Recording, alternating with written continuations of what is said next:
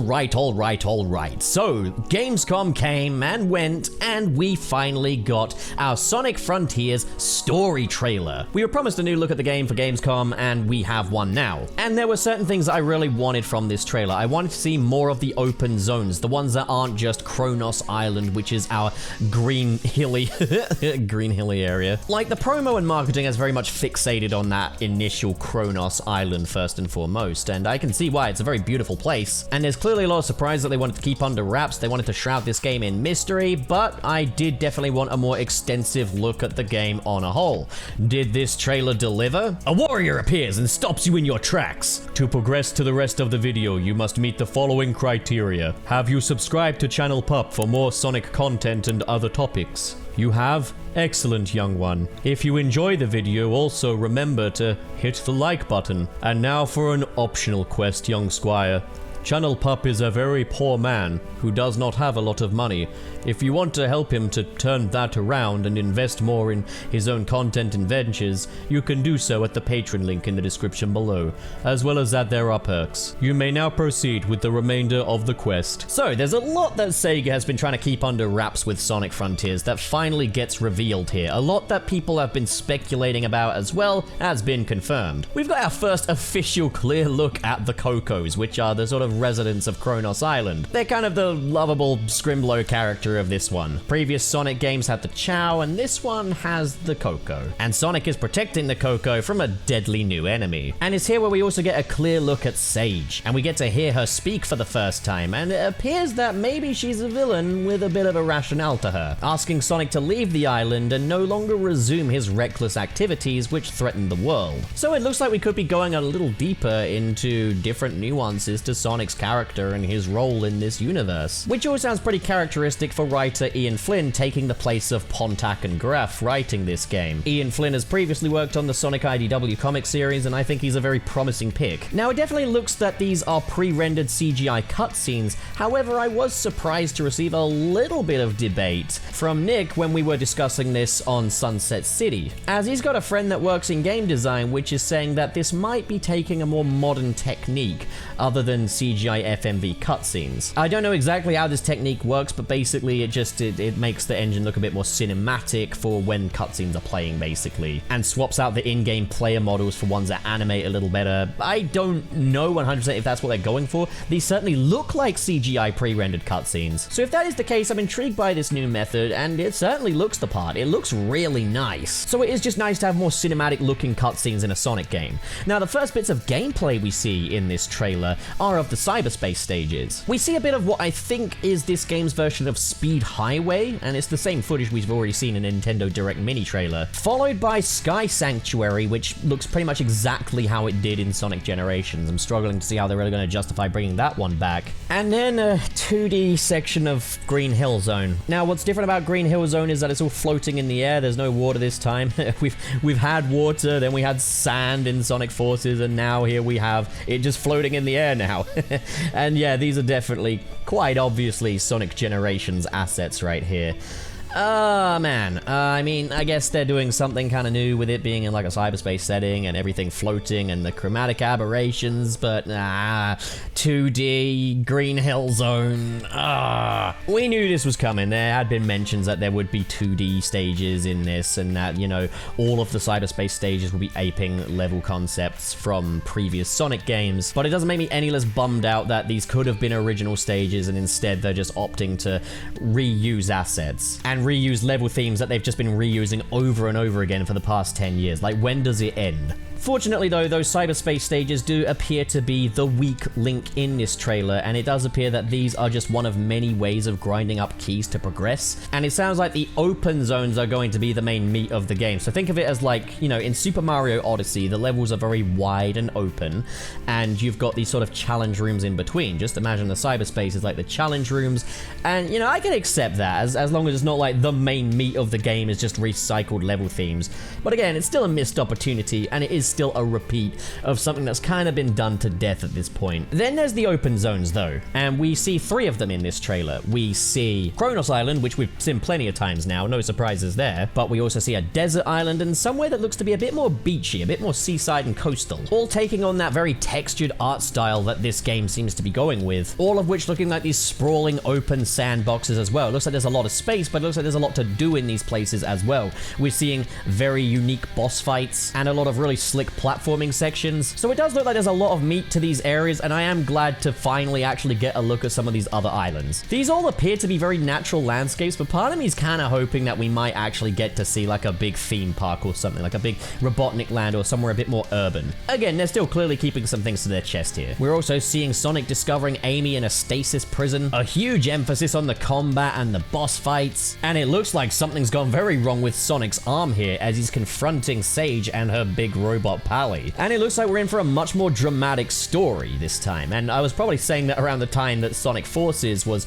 ramping up its promo material, but this one's not written by Pontac and Graff, it's written by Ian Flynn, so I trust they'll actually be able to maintain that dramatic tone. Not only that, but these cutscenes, if they are cutscenes, are in the game and not just, you know, promotional materials, they look really pretty. This looks like a very cinematic game. So yeah, this trailer looks really promising, and like it looks like we're definitely in for a much bigger, more interactive experience than we've had from Sonic over the past few years. It looks like there's a lot more going on here. And over on Steam, we can see that the game is retailing for around about $60, so this is not a budget title this time. This is the first Sonic game in a very long time that has not been released as a budget title. We also have a release date of November 8th, so there's really not much longer to wait now, guys. We've also got our look at the box art, which, yeah, it's kind of as a lot of people expected. It's the image of Sonic grinding the rail in Kronos Island, and it's a really pretty box art. And on the Steam sales page, we've also got a lot more information about the content of the game as well. It says here that there's going to be 5 open zones. So that's 5 of the massive sprawling environments, which I'm really looking forward to exploring. It sounds like this is going to be quite a big game. And I don't know, maybe like the cyberspace stages will be a nice sort of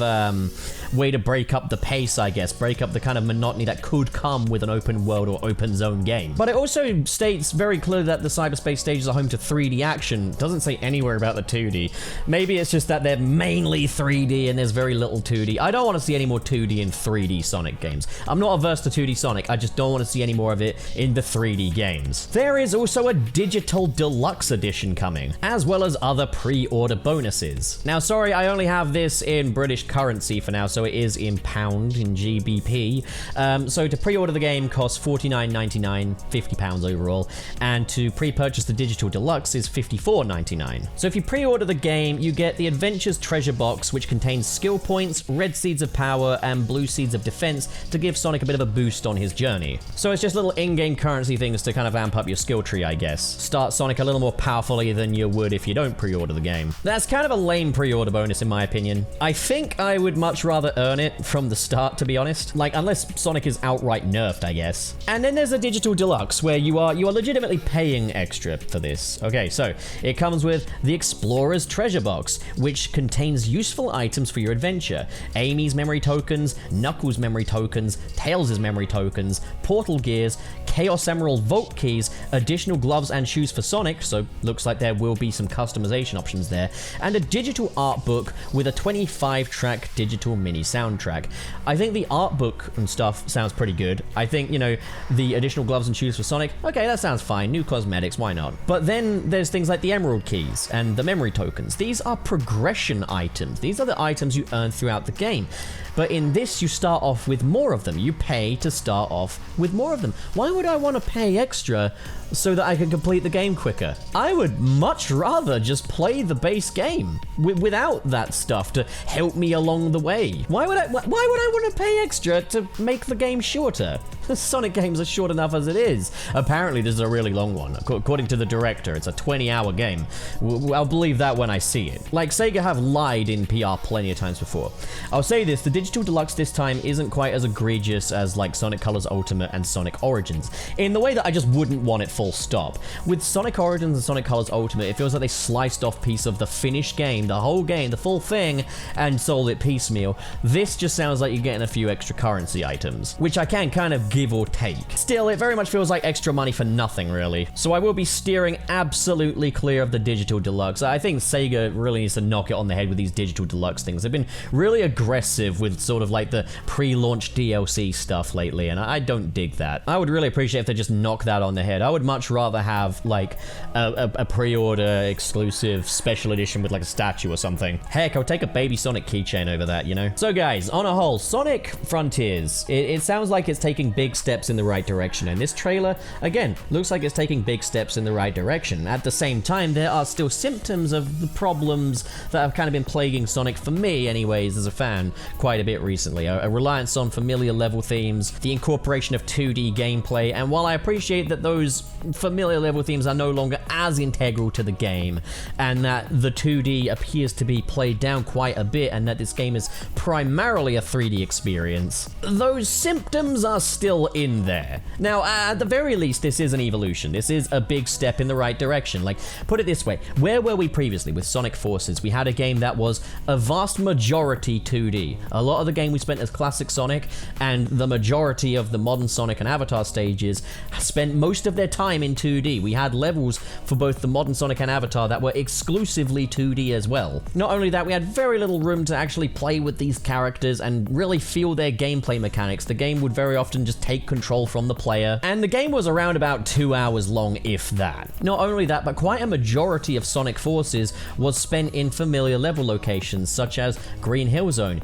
Chemical Plant Zone, the Death Egg, and even if we did get into non-familiar locations, they still aped a lot of level themes from elsewhere, even if, like, you know, Metropolis was an original thing, still very similar to like Grand Metropolis. I think a lot of people are quite concerned that Sonic Frontiers isn't going to be enough of a step forward from Sonic Forces and games like that, but let's put this into perspective here. The main meat of this game is going to be those 5 original open islands. We're not going to have problems with this game just holding our hand the entire time, never allowing us to really feel Sonic, to really feel like that sort of gameplay style. This game is going to allow us ample opportunity to experiment with this gameplay style. There will be like a learning curve and a skill to it. Those familiar levels are no longer completely integral to the game. And also, since the open zones are the big feature here, you can bet that the vast majority this time is going to be spent in 3D. And if I do take the director's word for it that the game is around about 20 hours, that it sounds like this game really is resolving a lot of my issues with Sonic Forces. I don't know if it's going to resolve all my issues with Sonic as a whole, because again, we're seeing those symptoms are still there. But as far as a game with these symptoms goes, it does look to be one of the most ambitious and most exciting ones yet. So I'd say I'm on the hype train. I'm excited for this. And this was a really exciting trailer. I'm intrigued by this story. With Ian Flynn in the writer's chair, I get the feeling that we could be in for the best story we've had in a Sonic game ever, possibly. And these cutscenes look really, really nice. So yeah, overall, things I'm excited about. A mostly 3D adventure, being able to really play with Sonic's gameplay style, a more serious story, and just a story that's competently written. Lots of different enemies to interact with, significantly less 2D and no classic Sonic. And I gotta say, like, while I do like having other playable characters, it's exciting to be able to finally really comprehensively explore one singular playstyle to this extent, making it, like my friend Gilly the Kid said, like a more of a Super Sonic 64 kind of experience. Things I'm not so excited about: reused level themes in cyberspace and 2D gameplay. Also, I do think Sonic's in-game animations look a bit poopy, but again, we'll really only be able to judge that once we got it in hand. So, Sonic Frontiers, are you buzzed? Are you on the hype train? Are you still cautiously optimistic? What do you guys think? Comment below, let's discuss. I, for one, am super stoked. I can't wait. But I'm not going to hold my breath that this game is going to fix all of my issues with Sonic. And you know, it's okay if it doesn't. I just want the game to be good. But of course, I would prefer if they would still, you know, not rely on familiar level themes in 2D. But still, we'll see how it goes. I say, you've made it to the end of the video! Congrats. No, but seriously, thanks a bunch for watching. And just now, I'll be extending a special thanks to the patrons in the $10 tier, who are the amazing Adam Myers, the courageous Ken K, the legendary Ray Ray, the magnificent Mr. SP, and the super Sergio. What an amazing and generous bunch of people. Thank you guys so much for your support. And if you want to join the ranks of these amazing people right here, the link to my Patreon is in the description below. Guys, these are not the easiest times in the world financially, so every little bit you folks are donating is doing wonders. I really would love to be able to do YouTube as a proper fully fledged career someday. It might just be a pipe dream, but maybe you guys can prove some people wrong. But of course, if donations aren't your thing, then, well, it means plenty to me that you just hit that cute little subscribe button over there. I didn't mean hit that way. Well, that's me done for today. Thanks a whole bunch for your support, and have a fantastic day. I'm gonna see you so soon.